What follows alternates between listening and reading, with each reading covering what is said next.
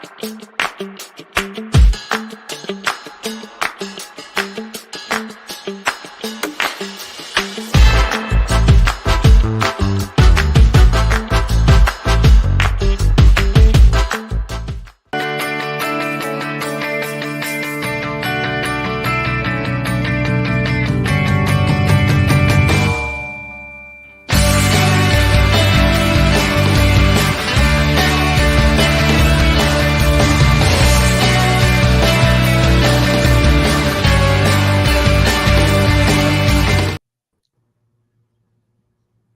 morning. Hey.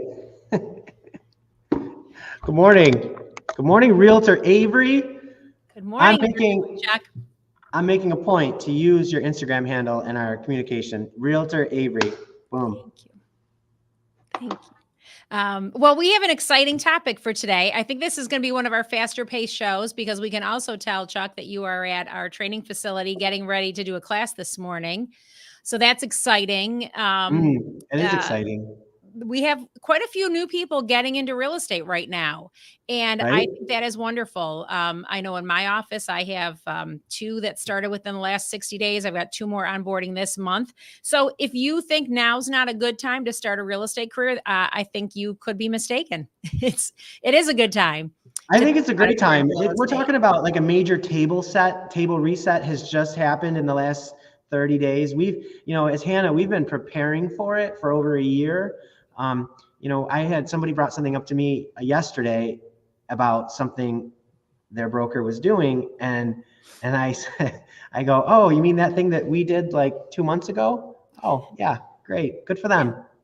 They're caught up. Good for them. Yeah. So we're ready to go. We have training going on all the time, new people joining all the time. So, not a shameless plug for that, but a shameless plug like, hey, if you want to get into real estate and you've got people telling you now's not the time, come talk to one of us because we will tell you it is a good time. There's a lot of reasons why it's a very good time. I've always been an opposites realtor. Like if everybody else is going here, then I want to go over there. If everybody else wants blah, blah, blah, then I want ding, ding, ding, whatever.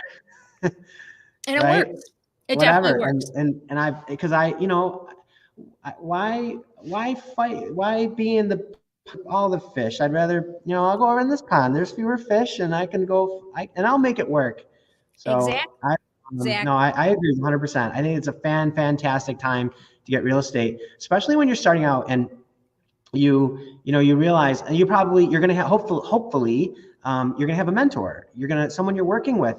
And I remember feeling myself when I was starting, I go, oh my gosh, well, they're going to hire my mentor. Look at this. This person's amazing. This person's learned everything there is to learn. They've probably learned and forgotten more than I'll ever even learn. And they're going to hire that person, but it's not how it worked out. Right. And we just went through this, like I said, a major table reset.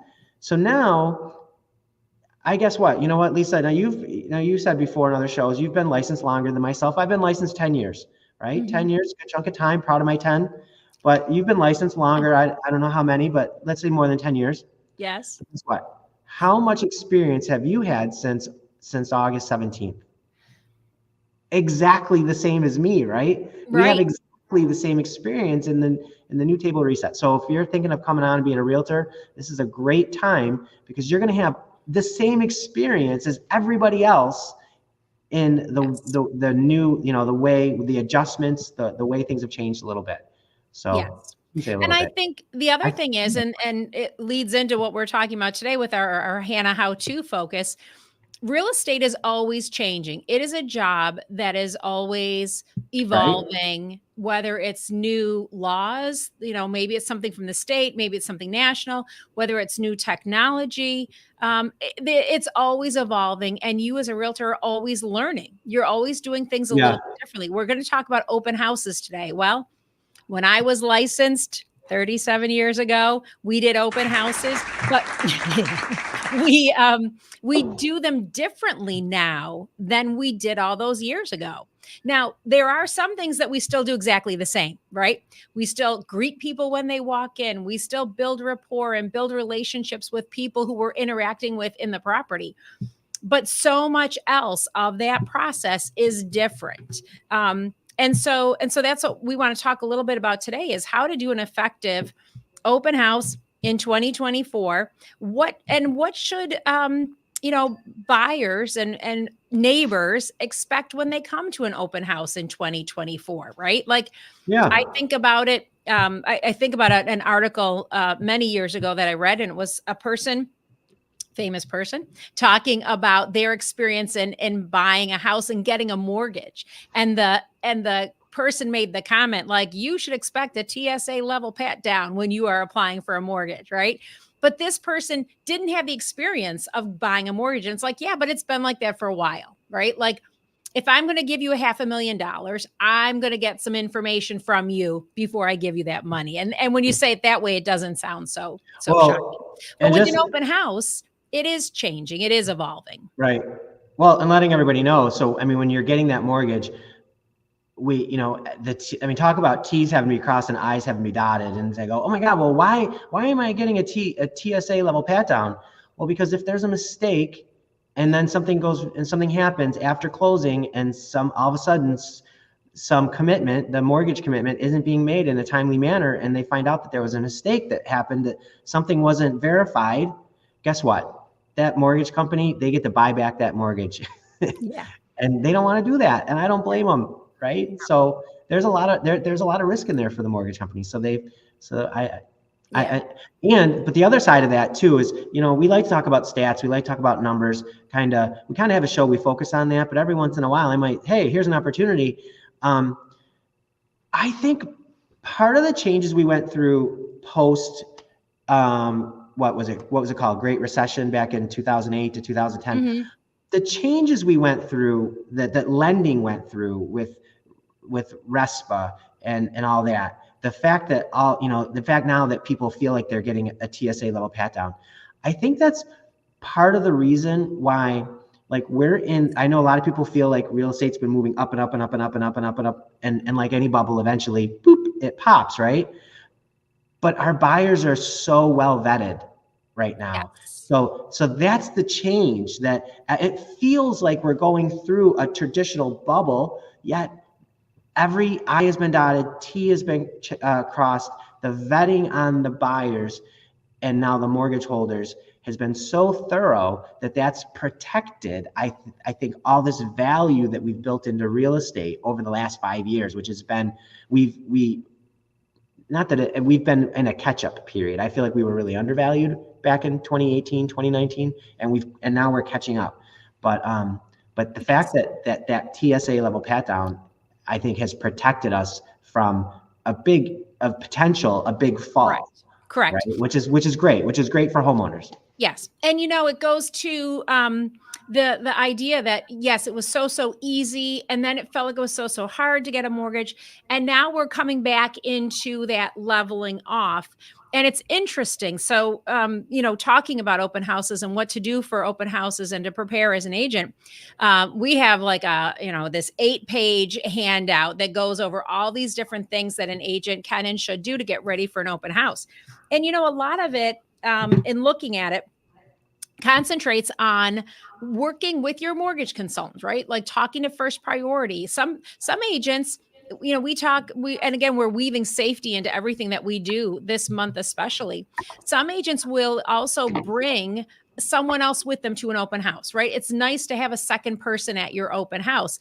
And why not have that second person be a mortgage consultant? Have someone there to talk about financing, because now one of the other things at an open house that as an agent that you want to do, and as a consumer you want to expect, is some financing information. Like, okay, I'm walking into this house. This house is priced at $325,000. What will it cost me to buy the house, and monthly and upfront? So our mortgage consultants are going to prepare usually at least 3 different options, right? Here's 3 different ways you could buy the house. VA 0 down, FHA 3.5% down, conventional 20% down, avoid your mortgage insurance, whatever the different parameters are. And you're going to be able to look at those options. So when you're getting ready for an open house, you know, as an agent, we want to be prepared with some of the questions that we're going to be asked, right? So be prepared with, here's other houses for sale in the area, right? Like I'm holding this house open. It might not be the right house for everyone who walks in the door.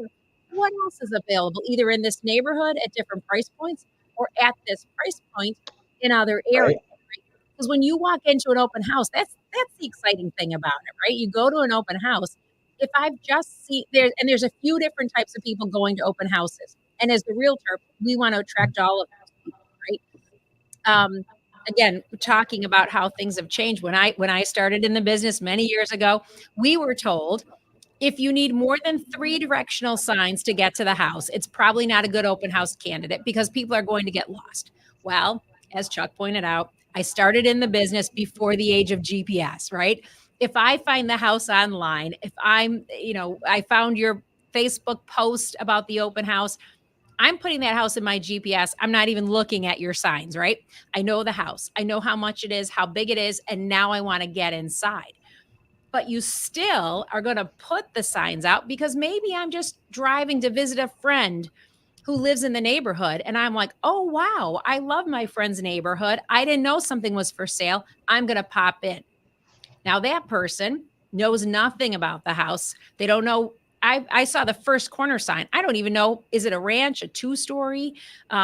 Is it a 4-family house? I don't know anything about it. I don't know the price, the square footage. So now when I walk in, it's just, exciting. Curtain goes up. I walk in. I don't know what kind of show I'm going to see. And I may or may not fall in love with it. So as the agent, you need to be prepared for both of those people.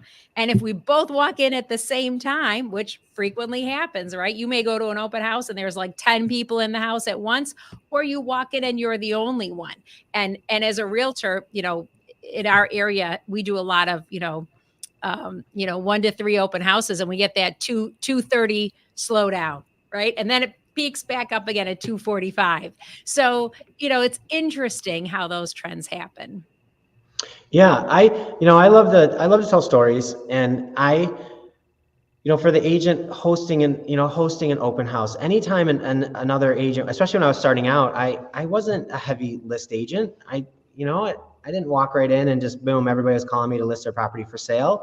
And I built my business in the beginning, first few years, doing a lot of open houses. And one agent asked me if I'd host their open house and hold our house open, and I said absolutely, let's do it. And so then people came to see the open house, and then they called their agent, and their agent zipped right over and they walked through it, and yeah, they wrote a great offer, and the seller accepted it, and so the list agent made a listing sale, and the buyer's agent made a buyer sale, and there's me in the middle of the open house, like, hey, everybody, so happy for you, and I really was. So that there's maybe a little, but I really was really happy, and Yes. but you know what? The owners of the property, they knew that this sale was coming as the result of this open house. Mm-hmm. And they came to the office a couple days later to thank me specifically, for doing this event for them. And then, you know what? A year and a half later, guess who called? Their kids called. They called me about listing their house, and then and I ended up listing their house and selling it, and then the house that they bought. So doing an open house, literally, I ended up doing 3 transactions 18 months later, and earning a really nice commission I was very happy about. So you Again, don't always get the fruit from the open house tree, doesn't always fall, it's until a year and a half later or even yes. longer, right? So, and it was really great. And then that guy, that client, they've referred me a couple clients since, so that didn't end there. It resulted in a couple more sales since then. So I think too, when you're looking at, going back to picking an open house, right? And now we think about picking open house times. I said Sunday 1 to 3. For the longest time, that was the only time people did open houses, right? Yeah. Now we have 11 to 1, 1 to 3, 12 to 2, Wednesday nights, twilight open houses. We do all kinds of activities to give different options because people can have the availability to go different times. I notice we've got some people watching in Lewiston. So thank you, Gina and Carolyn. And one of the questions that comes up is like, so Lewiston, New York, beautiful, beautiful town, festivals all the time, right? We have an office in Ellicottville, New York. And I can remember when I was working down there and managing an office in Ellicottville during the festivals, it was like, okay, do you do an open house during a festival? Do you consider that? So I'm going to watch here. I am watching a little bit of the comments. I'm going to see if Gina and Carolyn are going to share what's their best festival strategy, right? Like, so if you're having a festival in your town, do an open house. If it's in the area, let people say, wow, if I want to come to the jazz festival and if I lived here, I could just walk, right? In my area, and in many cities with NFL sports, we look at the football schedules to know, okay, is this going to be an issue? And sometimes it's because, everybody wants to watch the Bills instead of being at an open house. But it's also because I live one town from the stadium. So if there's a listing that's in Orchard Park, New York, and it's a home game, you don't want to have an open house during that home game because traffic. It's going to be difficult to get to your open house. I've had situations where agents have a house open and they will like if it's during a Bills game, because again, let's face it, not everyone watches football every Sunday. You'll have people walk in and they'll say, if the game's on, I don't want to hear it. I don't want to know the score. I'm taping it, right? And so you'll just have to have that kind of reaction. Maybe we should host the open house like on a Sunday from 4:30 to 6:30. So after the game's over, instead of fighting with the traffic when the game's over, they can just come over and check out your open house. Stop at my open house, right? That talk about a win-win. I mean, that's a Bills win and finding your forever home. I mean, come on. Yeah, it'd be great. Yes. So, but yeah, so think about schedules, think about timing, also think about working together. I can remember not so long ago, I did list a property, and there were a few houses in the area from 3 different brokerages, and we all got together and we said, let's we did a twilight open house because the houses all had lake views on Lake Erie. And we did a joint twilight open, and we all cross-promoted each other. And out of those 4 properties, I believe 3 out of the 4 sold pretty quickly. And then the last one, and we stayed in touch, like, hey, how'd it go? And we sent buyers between the open houses. And that was a great way. And people really liked the opportunity to see more. And then, okay, so Gina, thank you. Gina says that they do opens before the festival, and they also invite people that come into our festivals to go to the open houses. So it is, again, great cross promotion. So thank you, Gina. Yeah, like, start that way, right? Another thing about the open house is not only is it a chance for you to for you to get your name on it, right? Real estate, I say every time, guys, your branding is your name, right? You associate with your brokerage has built a brand. The only thing you need to do is customize it with your own name. Okay, great. But the other thing with your open house is it's a chance for you to let everyone know who comes, just what a professional you are, what you know about the market. One of the great things you can do is you're trying to sell this house, absolutely. But a lot of these buyers they're open house visitors. They would love to know if there's 5 other open houses they can look at. So have a list, right, of all the other houses in a similar market to what you're listing, right, that are open, and say, here you go. Here's 4 other houses you can go take a peek at. Hey, oh, and by the way, has anyone explained a purchase and sale contract to you yet? No? Okay, well, great. Well, you know what? I've got time. Every time I do an open house, I set time aside later in the afternoon at 4:00 to meet with a buyer from that open house to go over a purchase and sale contract. Would you like to take that appointment with me? And they might say, they'll probably say, you know what? No one has gone over that with us. We would love to see that. We do want to know what kind of a contract and agreement we're going to be entering into. It's a great time to learn about contingencies. So set that time aside, go for that appointment. And if you do that, and then you have another chance to mention that house that you just held open to try to sell for your seller. And Right. And I think it goes to, again, we talked about at the beginning that, there are changes that have happened and the way that you look at houses is different. But again, this tip is for anyone watching who's not a realtor hosting an open house, but you're somebody who wants to go to an open house or buy a house. You can walk into that open house without first meeting with a realtor. So it's Right. you're available to just walk in and see it. And so that's a great way if you're just starting the process. If you don't know a realtor, if you don't know who you're going to work with yet, Chuck made a good point. You get a chance to interact, you get to have conversations, and you can say, yeah, I feel like this person could be my advocate, could be my my person to help me buy this property. And so again, for an agent, you want to bring this, our buying guide, have copies of this with you at the open house, give it to people. This is a nice streamlined version about what's going to happen in the home buying process. We've talked about this before, but to your point, Chuck, if I have just fallen in love with this house, I'm so excited. It is just exactly what I want. Now is not the first time to look at that 13-page in Erie County, 13-page contract that you're going to have me sign. I am too excited to read those 5 pages of attorney written additional terms and conditions, right?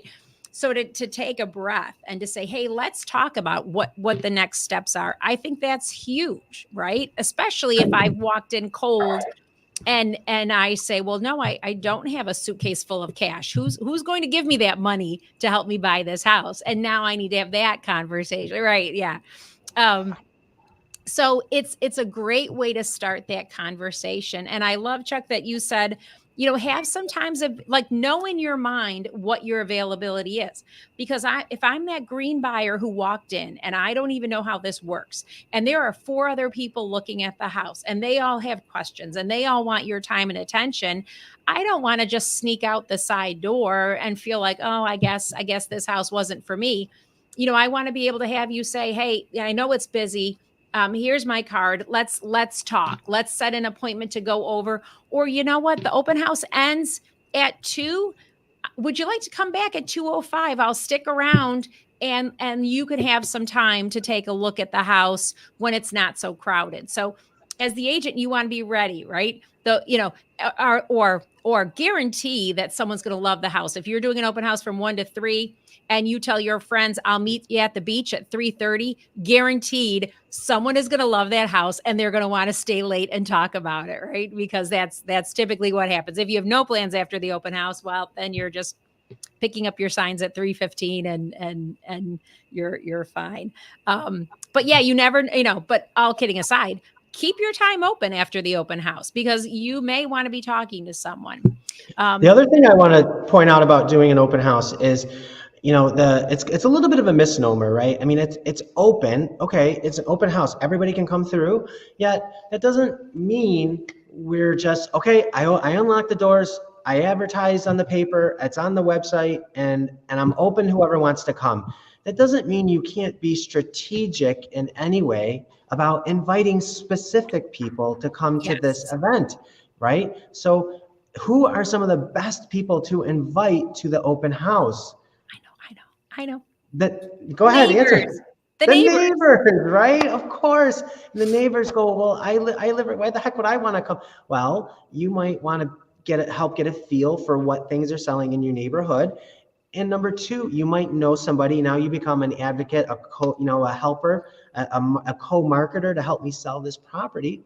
And now you're getting something from you with your branding, your name into the neighbors' lives, so they know that you're busy. You are an active realtor. You're taking steps. This is what you do, right? You don't miss out on any opportunity to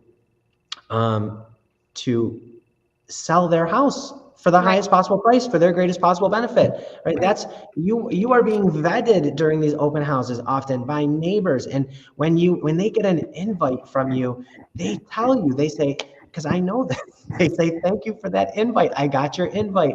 Oh my gosh, Yes. thank you so much. Like they literally say thank you. You're not inconveniencing them, right?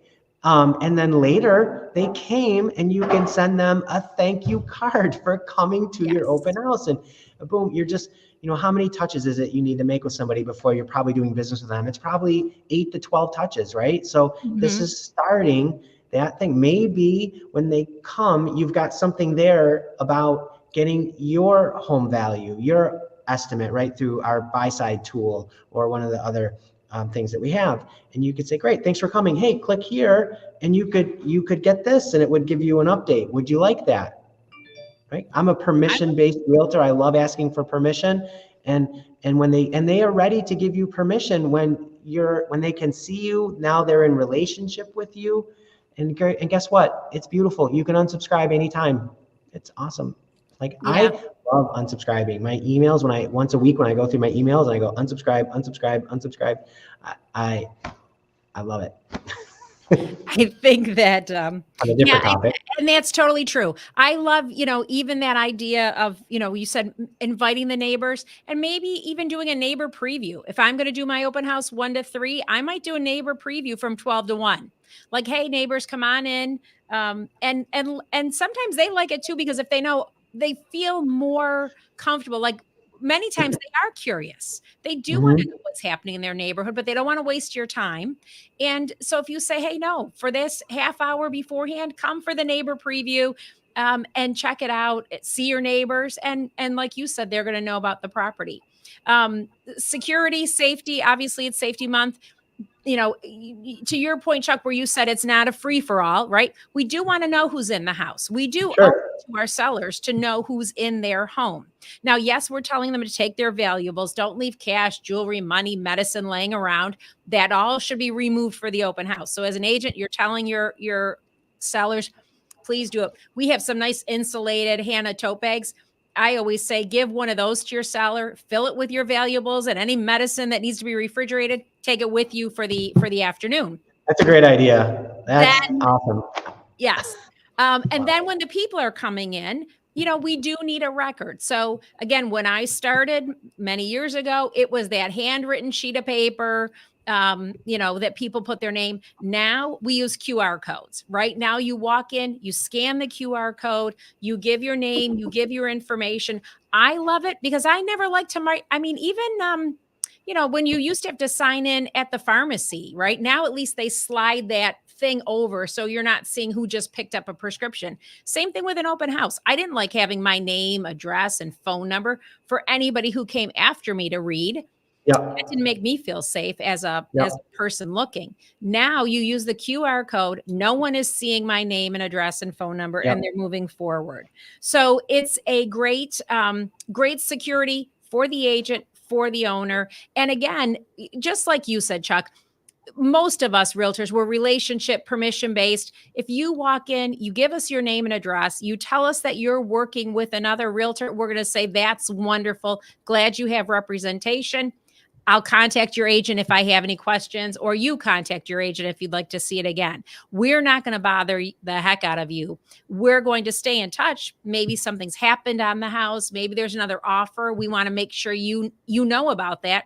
So if you did want to do something, you and your agent can put something together. But that's not a reason to not sign in and give us our. No, we're in relationship with the other realtors. Chances are we've maybe had a transaction in the past, or we're maybe on a committee together for to help support homeowners all across New York State. So we are that's just a great reason to call them and say and have a nice conversation, right? Yes, are we competitors? Of course, but what do you call it? Co-opetition, or there's lots of different ways to put those two words together. But we're gonna have a nice conversation and we're gonna say, hey, guess what? Your buyers came to my open house. They like this, they didn't like that, and whatever. And believe it or not, Chuck, all the time. They're critical. It's really fantastic. And sometimes when you're holding an open house, even if it's your listing, there's someone asking you a question you don't know the answer to. And you've got to find out that information and get back to them. So it may be that, hey, Chuck, your client came to my open house. They had a question about the HVAC that I didn't have the quick answer to. Here's the answer. Please let them know. right? Like, Sure. you know, and again, that's an interesting nuance in the real estate business is that we work for different companies, but we work together, right? It's kind of an interesting dynamic. But yeah, Well, yeah, all right. Well, I got Fast Start today, and yes. my Fast Start class, part of what we're talking about, the end of class is open houses. So I think I'm going to get to let everybody go early because I've got this is on our big screen right now in the room. So they've all been watching. Good. So early Hey, dismissal looks like at Fast Start today. I'm excited. new agents in the room and anybody listening, make sure you're buying. If you've got your end of the year spend on marketing and you're like, oh, I need to keep investing, custom open house signs. Get your name, your photo, your phone number on your open house signs. It's a great way to do some extra promotion for yourself, especially if you're a heavy agent in a particular neighborhood. Every time you do an open house and you're inviting the neighbors and they're seeing your signs and they're seeing your open house signs, it's a great way to keep that momentum going that, hey, if you live in, Green Acres, I am your Green Acres agent. Okay. Okay. You, did you say you live in Green Acres? I did. Yes, because that's who I'm named after, Lisa Douglas. Anyway, fun fact. All right. So have a wonderful class, Chuck, and we will see you all next time on our real estate show. All right. Go see an open house. All right. Cheers.